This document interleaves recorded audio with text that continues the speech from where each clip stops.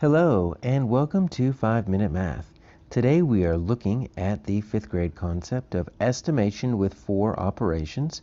This is standard 5.3a in the great state of Texas, and we are using item number 1 of the 2022 released STAAR test. If you haven't done so already, please go ahead and take a moment to pause the video, work this problem out on your own, unpause it, and we will look at our answers together. So Mr. McLean drove 577 2/10 miles. Ms. Lopez drove 165 4/10 miles. About means that we don't need an exact answer. We're going to estimate here.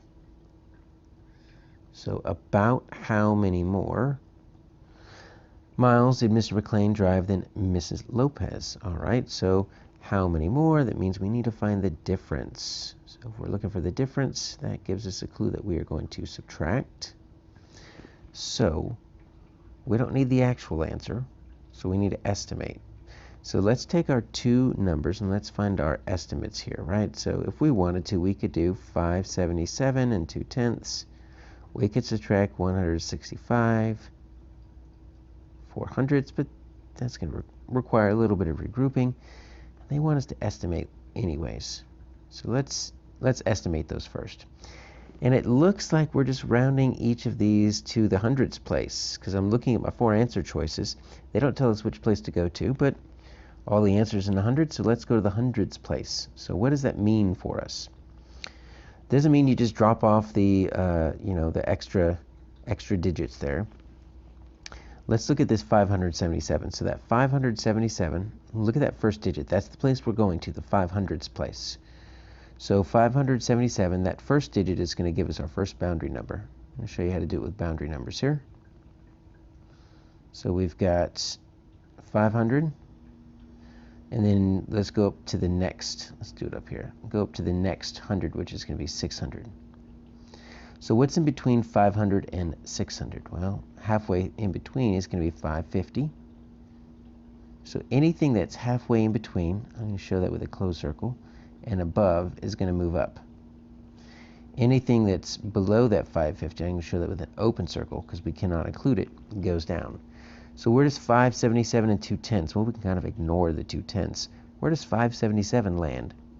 Well, 577 is going to be probably right around here. 577 2/10. So which way is it going? It's going up. So we're going to round this up to 600, and we don't even need the decimal anymore. Let's do that same thing here with our 165. We're going to the hundreds place. So start with that 100 that they give you, and then go up to the next 100, 200. Those are your two boundary numbers. So I've got 150 as my midpoint, and once again, anything that's 150 and above, midpoint and above, goes up. Show that with a closed circle. Open circle is for below, because we cannot include 150. 149 would go down. And where's that 165? Well, it's not quite as high as that 577, but it's probably going to be maybe there. 165 4/10. So take a look at that. That's also going to move up, isn't it? All right. So there's our two estimates there. They're both going to move up. So 600 minus 200 gets you 400. If you don't use that method of rounding, there is another method. It's kind of a shortcut, so you have to kind of know what you're doing before you use it. 577.2, and you say, I'm going to the hundreds place. You underline the place you're going to. You look to the digit to the right, so you circle it. And you think, if that's 5 and up, because remember, anything that's halfway and above, you're going to add one more, and yep, you're going to add one more. So that becomes a 6, and everything else becomes 0. We don't even need that decimal. And we would end up doing that same thing for 165 4/10. What place we go into the hundredths? We underline it. Circle the digit to the right. If it's 5 and up, it adds one more, and it sure does. So that becomes 2. Everything else becomes a 0. So that's where that comes from. So our answer here is A.